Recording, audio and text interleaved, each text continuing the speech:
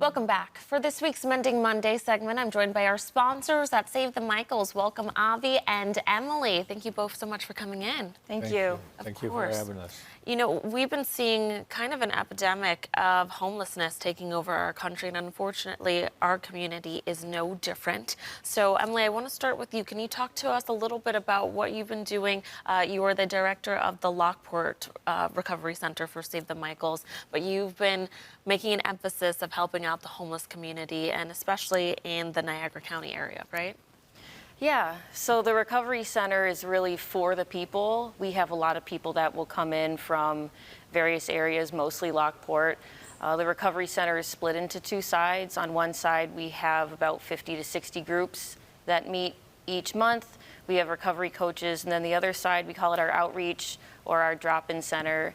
And it's Monday through Friday, 9 to 5. Anybody can come in, no questions asked, get a cup of coffee, hygiene items, meet with a caseworker, just have a safe place to watch TV, charge their phone, and hang out. This time of year, get away from the hot weather. And tell me how it's been for you and why it was so important for you to really take on this initiative through Save the Michaels. Yeah, so I am actually in recovery myself from alcohol, eating disorder, and self-harm. So very much like Avi's son, I had a significant suicide attempt in September of 2018. Medical providers were not able to explain how I survived, so I felt after that I was going to just figure out why. And this has become my mission. It's very personal to me. This is the third organization that I've worked for in this field, and it's the one that I feel like is the most grassroots. And the freedom that we have to do various things for the community, and we're still working on it. We're still building more that the Recovery Center will be doing. We've got a lot of ideas and programs upcoming that will do more within the community, and that's really exciting too.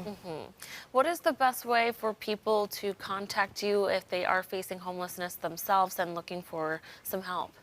So if they live locally, we're drop-in. So Monday through Friday, 9 to 5, anybody can just walk in either entrance and just let us know what they're looking for. They can give us a call. We do have a Facebook now, Save the Michaels Recovery Center, which is specific to our Lockport location. And any message that comes in will come to me, and I'll be able to point them in the right direction.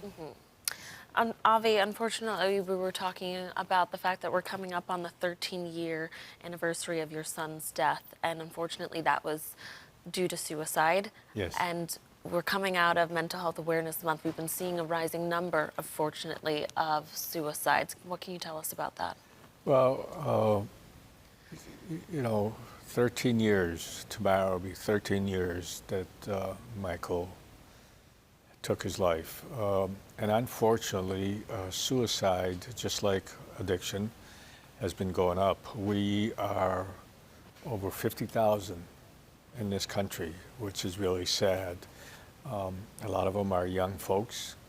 A lot of them are from the African American community where there's not enough services. Our governor has promised $1 billion for mental health. I would like to ask her, where is it? Because we really don't see it. I think New York State is 6th in the nation in the suicide. Kids today have a lot of pressure, and in the 13 years since Michael has gone, I have not seen that much change. Addiction has been rising in unbelievable numbers. Erie County had the highest rate of overdose death in 2023, and you can add suicide to that. And something has to be done. And the only one that can really make a difference is New York State government. To go see a psychologist or a psychiatrist can take months. Kids who are suffering from depression, anxiety, have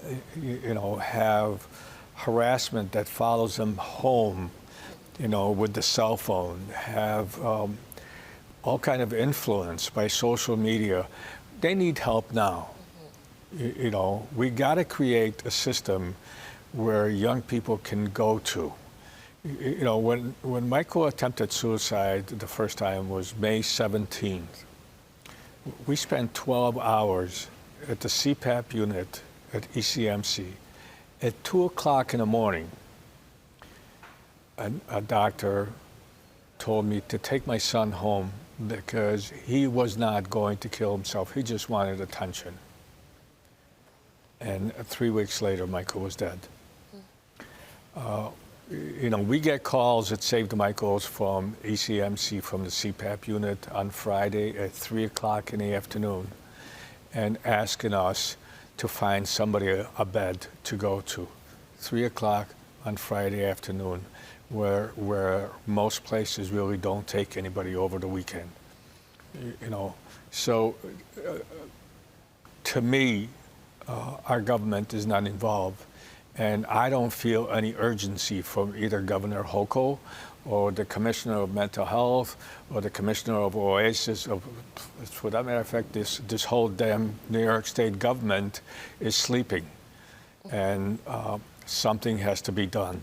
But you are creating that change and doing as much as you can, and we appreciate the amazing work that you're doing in our community for anyone who is in need, whether they're facing addiction, homelessness, or anything above. So you're doing incredible work, so I want to thank you so much for what you do. And viewers, if you would like to learn more about everything Save the Michaels is doing and what their mission is, just head over to their website at savethemichaels.org. Thank you again for coming in. Thank you. Thank you. Thank you.